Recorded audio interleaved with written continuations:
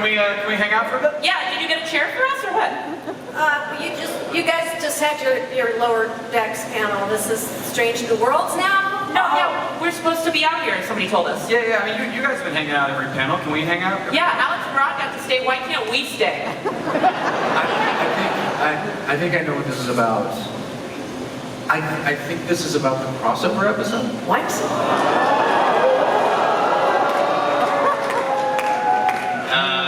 The honor falls to me to announce that in season 2 of Strange New Worlds there will be a crossover episode. We're gonna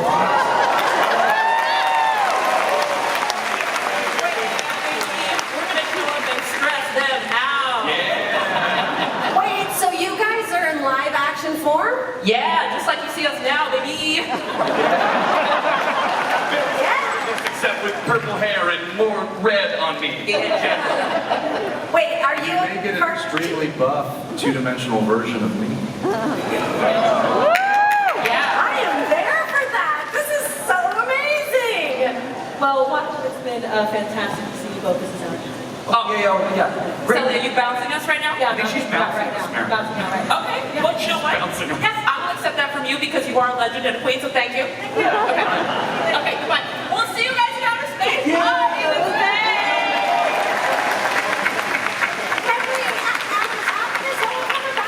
How did this come about? Harry, you want to Is take that it? addressed to me? Wow. Well, all of us are huge Lower Decks fans on the writing staff of Strange New Worlds, and one of our writers, David Reed, also works on The Boys, and was just chatting with Jack, and was like, "Hey, wouldn't it be funny if we did a crossover?" And he was like, "Yeah, that would be great." And we were in the room and just started talking about it, and then we were like, "What if we could get, more than one person from Lower Decks on our show?" So I don't know. We started. The crazy thing is that we had this whole discussion about it, and then I get a call from Alex, completely separate. It wasn't a part of the show. He says, "Hey, I think you guys should think about doing a crossover with Lower Decks." And I was like, "I've got some good news for you." So I mean, then it just sort of wrote itself. That's amazing. I cannot wait to see this. Anson, with season 1 of Strange New Worlds complete and out in the world, what has the fan reaction been to season 1? What do you guys think? It's been, you learn not to have expectations in this line of work, but I did feel that we had something, but I did not expect this level of appreciation, and we appreciate that. So thank you for being here. And you guys had season 2 of Discovery. When you came on as Captain Pike in that, the fans lost their mind. And there was so much chatter out there. We were talking about it. And because of all that chatter, because you guys loved Pike so much, Strange New Worlds happened. So, you guys did it. That's great. In the show, the USS Enterprise is once again the hero ship. Yes. Ethan, what was it like for you coming back on that bridge? It was incredible. I actually remember the day that Anson and I were on set together on Discovery in season 2, and he said, "Have you seen our bridge?" And I said, "What do you mean?" He said, "The Enterprise bridge." And so that was a very salient memory for me. And yeah, coming back from Strange New Worlds was a dream come true. I can't believe I get to do this and have this experience. It's really wonderful. Thank you. And I remember saying to Alex, I was like, "You guys are spending a lot of money on this bridge. Be ashamed to get rid of it." So true, God, when we built that bridge and we stepped onto it, it was like, oh, this needs a show. We have to do it. We have to do it. Also, Rebecca's back, and she couldn't be here today. She brilliantly plays number 1. But she's also was with you both on Discovery. What has it been like getting the band back together again? It's fantastic. We benefit from having the same sense of humor, and we knew the three of us gelled really together. So yeah, there was this anticipation of how was the larger group going to feel, and it's just been great. We have so much fun at work together. Yeah, and when we were together in Discovery, we were like, this is this a thing? Like, maybe this is a thing. And here we are, it's incredible. All of your characters have ties to Star Trek, the original series lore. Celia, what has it been like stepping into the role made famous by Michelle Nichols? Did you get to watch her in the original Star Trek? Yes. It's been incredible. I mean, her legacy stretches beyond entertainment. It stretches into space exploration and representation and opening the doors for, this is so wow. Opening doors for other Black women in entertainment, and so to have an opportunity to sort of step into that legacy, put my own little spice or whatever on it, it's been incredible. I mean, all of this has been such a dream come true, and for me specifically, it is if not all thanks to Michelle, it is a majority of the thanks to her.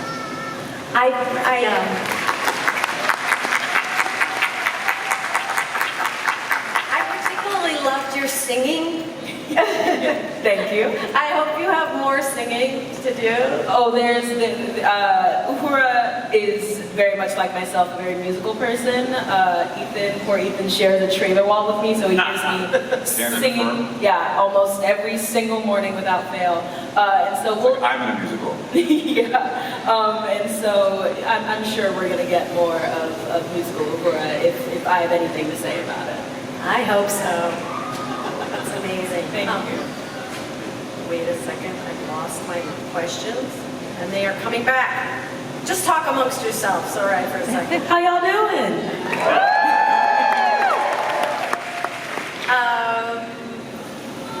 Oh, thanks. It's Paul's birthday today, by the way. Oh. Should we all sing happy birthday to him? yes! 1, 2, 3. Happy birthday to you. Happy birthday to you. Happy birthday, dear Paul. Happy birthday to you. Specifically said, I said, whatever you do not make them sing happy birthday to me on stage. So thank you. This is the second year. Wait!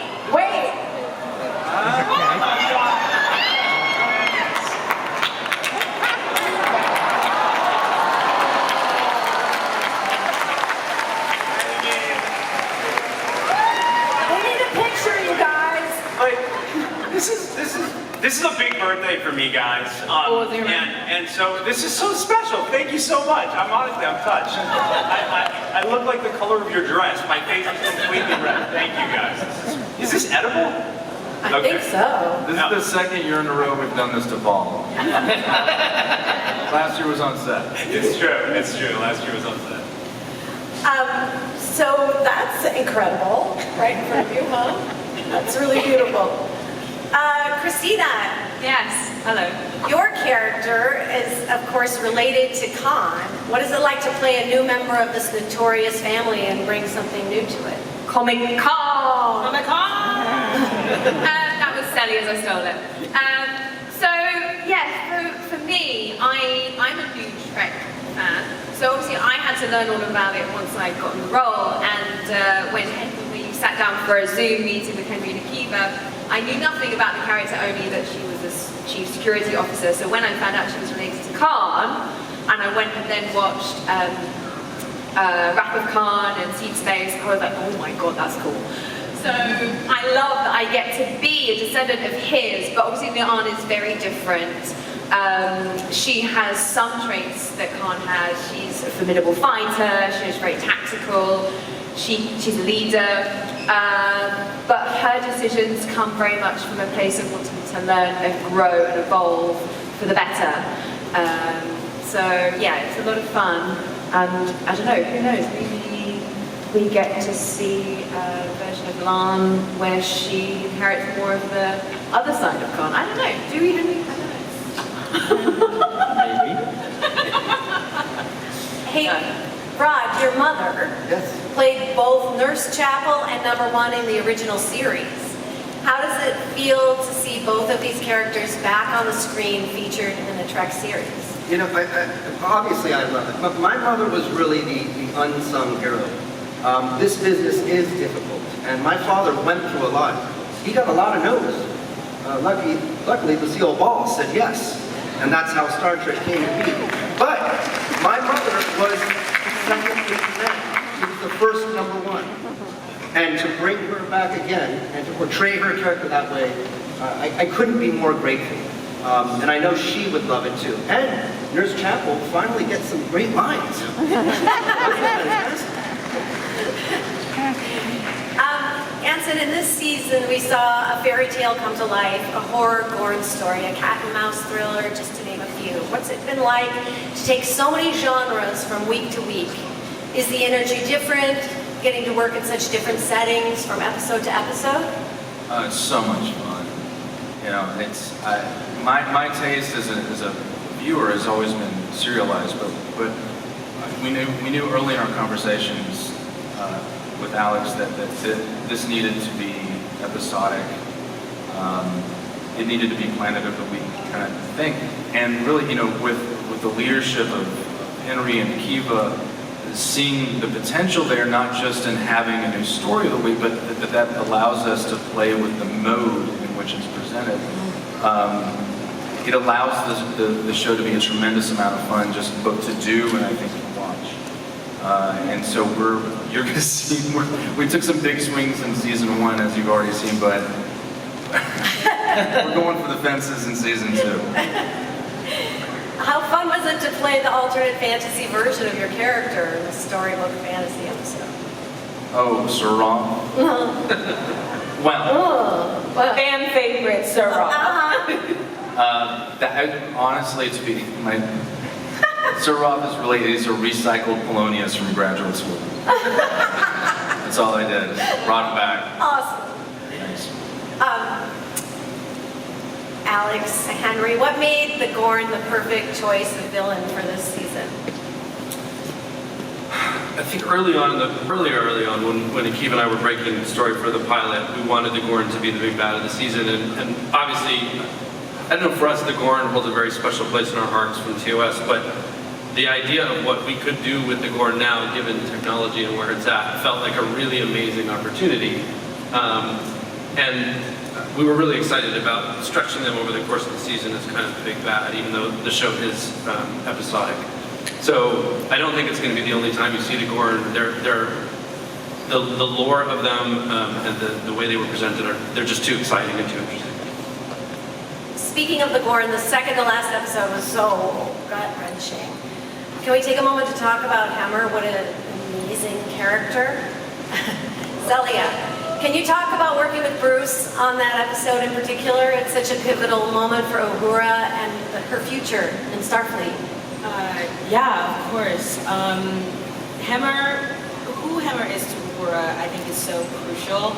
Anson was just telling me in the elevator, he was reminding me of the story of Nichelle's actual relationship with the franchise and how in her first, sorry, I'm losing my words right now, but there was a point in her career where she didn't know if she was going to continue on in the show.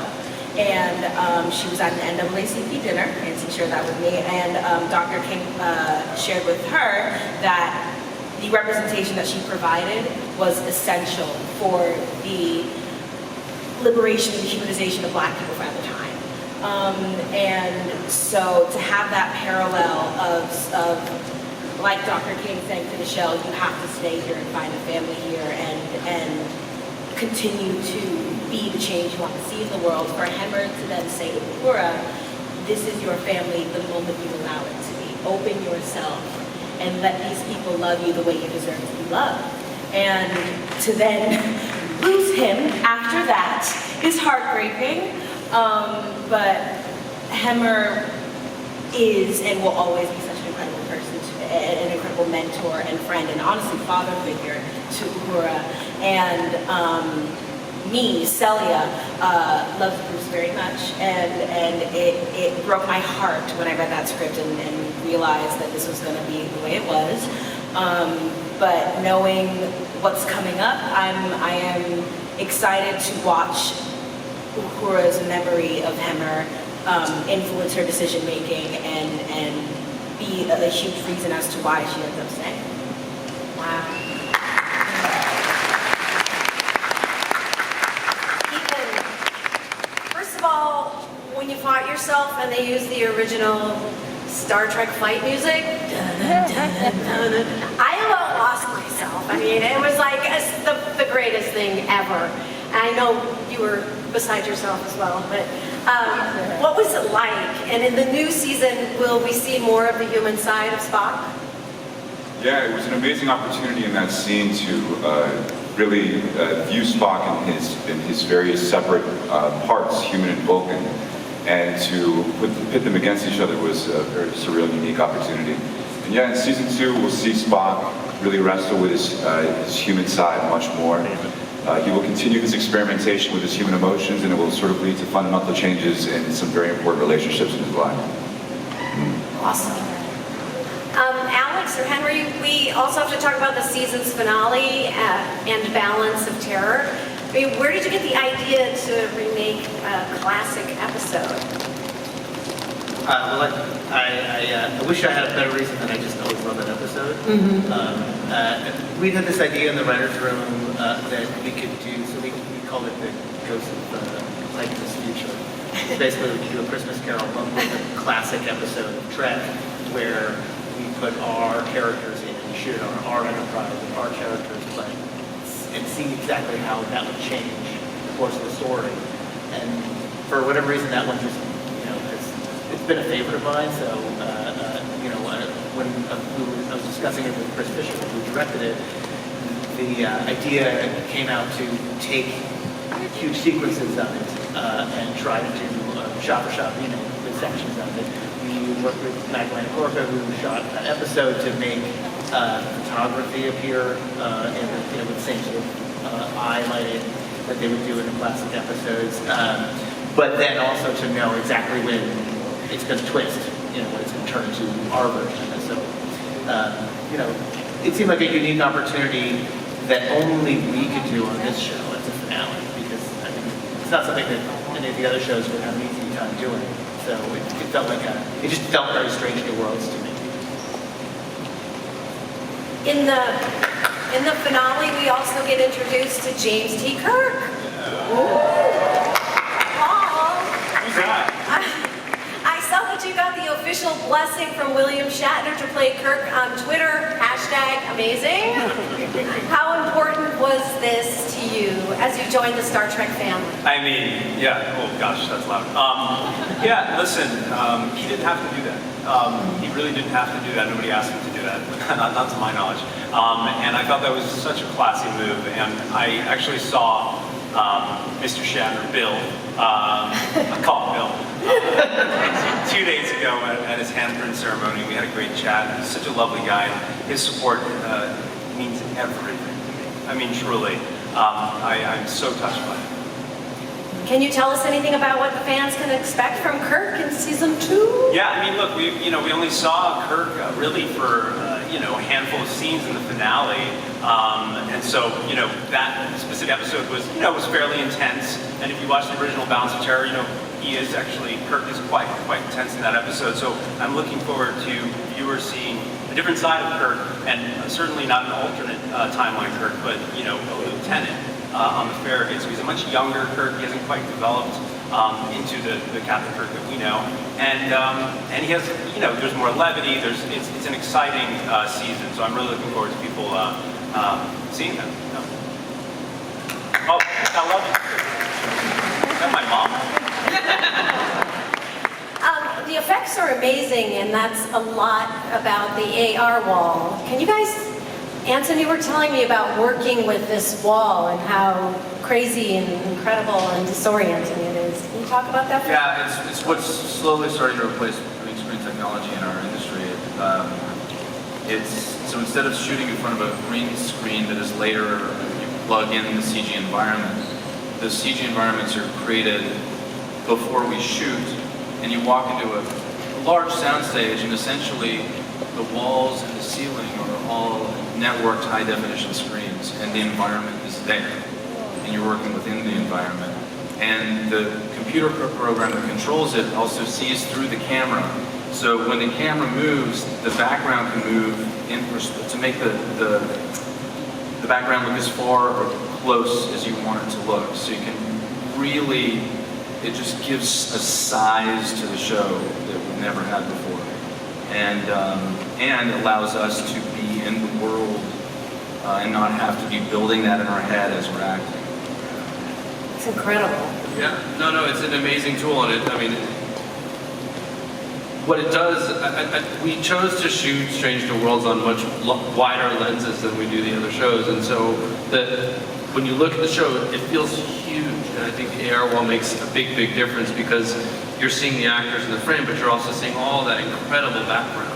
And what's really nice is that before we had the AR wall, we had to decide how many shots can we actually afford in the scene. So we can have like 4 or 5, so we can never really point the camera this way. We always have to kind of point it this way and then pick our shots this way. Now, you point the camera in any direction, anytime, and it's the same price across the board, which makes the scenes feel much bigger and much fuller, which is really great because, as you know, visual effects are wildly expensive and have to be really thought through in advance. Those walls that Anson's talking about take a good 6 to 8 months to prepare before shooting. So when the writers start the writer's room, we have to start throwing environments into the pipeline so that they're ready when we go. On that, we're all excited about season 2 of Strange New Worlds, and it's confirmed. Is there anything else that you could tease about the continued adventures of the USS Enterprise? I will say, if you thought episode 8 was a bit out there, well then in season 2 there's an episode which tops that to an even bigger level. So I'd say a couple episodes that top that. One then.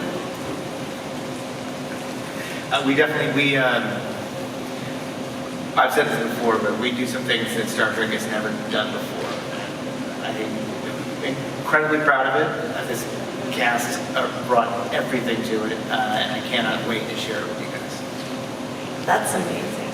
I guess we have time for a question.